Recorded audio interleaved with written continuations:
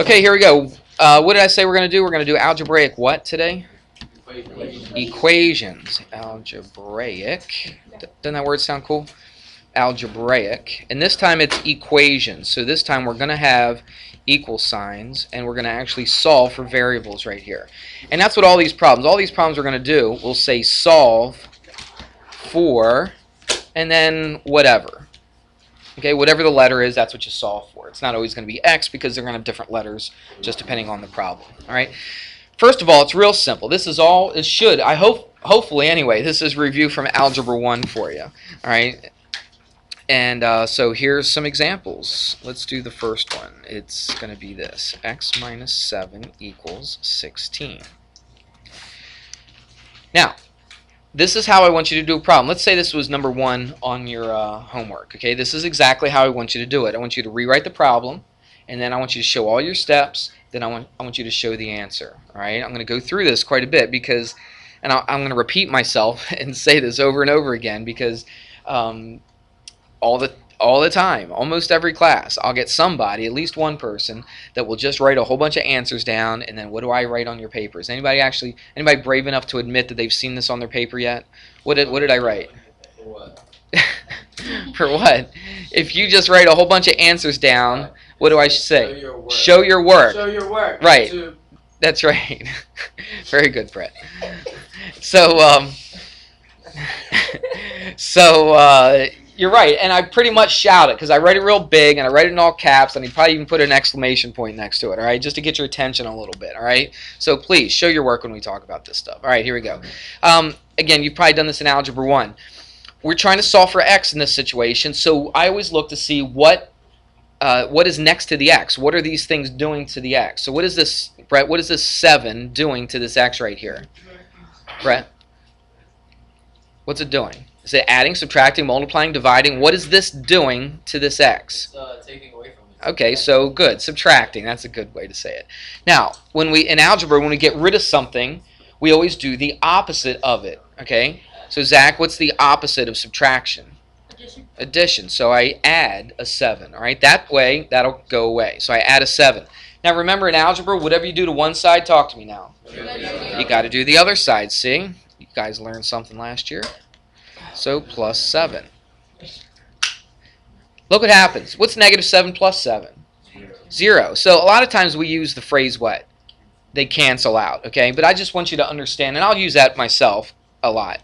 But I want you to understand what's really going on. Instead of just saying cancel all the time, we understand that it adds up to 0. And what's x plus 0? It's x. Okay? It's x plus 0 is x, isn't it? Okay? Not 0. So there you go. There's your x. Your 7's canceled out. And then you just go 16 plus 7, which is 23. Very good. All right. And there's your answer, and I circled it. So look, you write the problem down, show your work, show your answer. Some people like to put them in boxes. Some people like to underline them. I like to circle them, whatever you like to do, just to make sure it stands out from the rest of the problem. We good with that? That was easy stuff. Would you agree? Yes, sir. Good. Let's do another one. It's just as easy.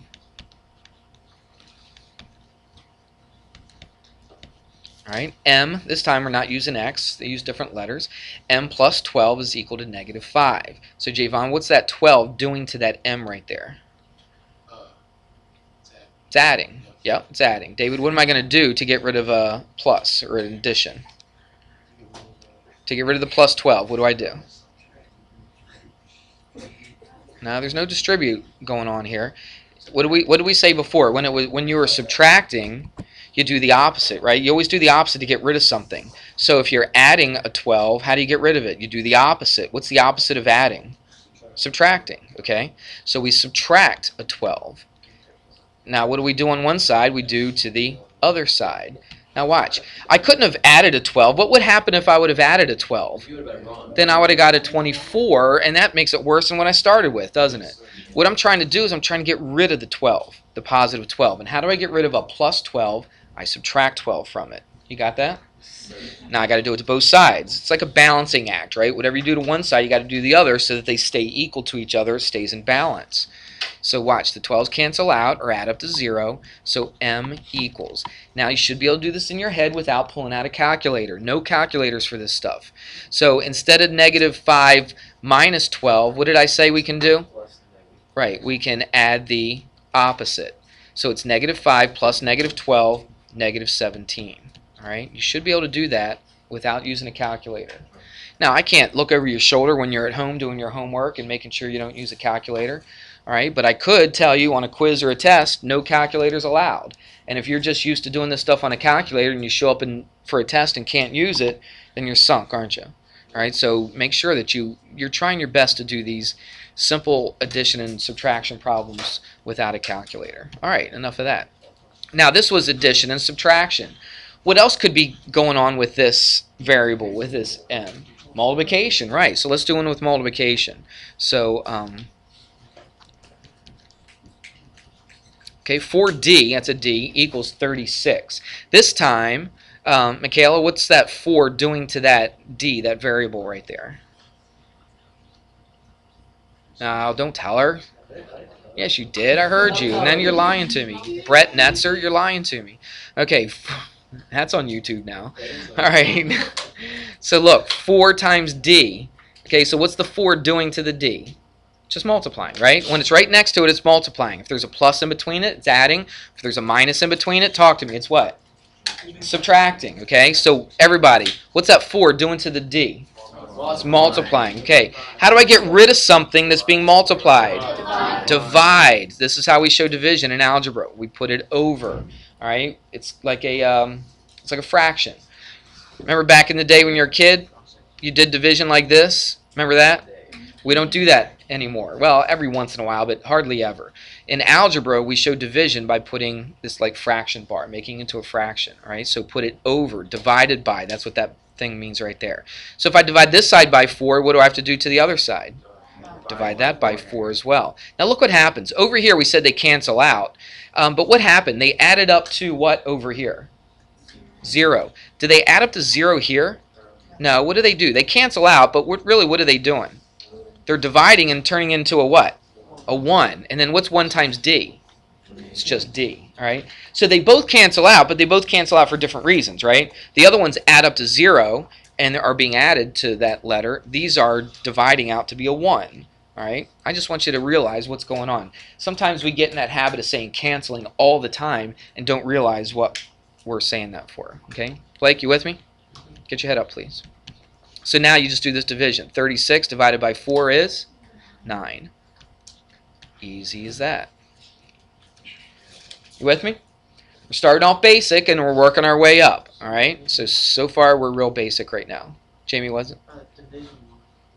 Yeah, we're going to do a division. Good. Okay, so we did subtraction, we did addition, we did a multiplication, and now we're going to do one that's being divided.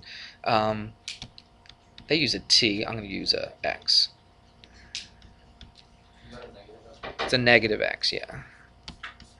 All right, so there's a negative out in front. So right off the bat, watch. I've got a negative here. I got to get rid of the negative. I don't want negative x. I want what x is equal to, positive x. So right off the bat, I could get rid of the negative. So really, I could just multiply both sides by a negative, couldn't I? What will that make this? What's a negative times a negative? And then what do I do over here? Positive. Do you see that? So right off the bat, I got rid of the negative. You okay with that? Multiply this by a negative, multiply that. Basically, I just multiply both sides by a negative 1. Because what's negative times negative in algebra? Well, that's supposed to be just a parentheses. Yeah, negative times negative is a positive, right? Same signs when you're multiplying are always positive. Different signs when you multiply are always negative. Okay. Remember that from algebra? Watch. Different signs, a plus and a negative, is always going to give you a negative. If you have 2 negatives, it's always going to give you positive. If you have 2 positives, it's always going to give you positive, right? Okay. So anyway, I multiply both sides by a negative, or you could think of it as a negative 1 if you want to be real picky about that. Anyway, just got rid of the negatives. Now I'm just left with this. What is that 8? Anthony, what's that 8 doing to that x right here? It's x what? 8. Is it x times, x plus, x minus? It's divided by. Good. It's x divided by 8. All right, Brett. How do you get rid of something that's being divided? You have to multiply it. Okay, good. Yes, the world hears you. All right, so you multiply both sides by 8. You do the opposite. So I come over here and I multiply this side by 8. Look what happens. The 8's cancel out. Or they divide out to be a 1. I'll say that every once in a while, okay? I'm okay with you saying cancel. I just want you to understand that they do divide to be a 1. So I've got x equals what? Just 56. That's all there is to it. I know I went through a lot of explanation here, but it's pretty easy to do. If you're dividing by 8, what do? You just multiply both sides by 8. 7 times 8 is 56. Is that what our homework's going to be? Some of it. It's not going to all be that easy. Now, that was pretty basic kind of stuff. This one's a little bit more difficult. This is example 5. Look at this one. This time, they introduce a fraction. 3/5 x. So it's 3/5 times x equals -8. Now, remember I wrote this division sign right up here? Remember when you were a kid you did that kind of stuff? I'll just make one up. Watch. 1/2 divided by, I don't know, 3/2. Remember doing that? Did you really ever do a division problem, though, with fractions? No, you never really did. What did you do? You kept the first one the same, and then what did you do to the second one? Yeah, you flipped it and gave you a big hint. What is it? Multiplied, didn't you? Okay, so you multiplied. Did anybody hear this phrase? Multiply by the, it's a big fancy math word. Multiply by the, no, not denominator. This reciprocal. Very good, okay? Nobody's heard that? You ever heard the word reciprocal? You've never heard the word reciprocal. Reciprocal means you just flip it, okay? Okay, it just means you flip the fraction. So multiply by the reciprocal is a phrase that I have my students learn all the time. All right, so learn it. Multiply by the reciprocal. Here's reciprocal. That's a R. Reciprocal.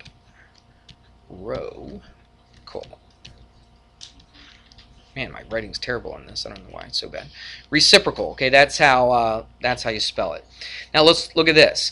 If I wanted to get rid of this 3/5, I could. What's that 3/5 doing to the x? It's being multiplied. Technically, you say, okay, if you're multiplying by something, how do you get rid of it? You divide.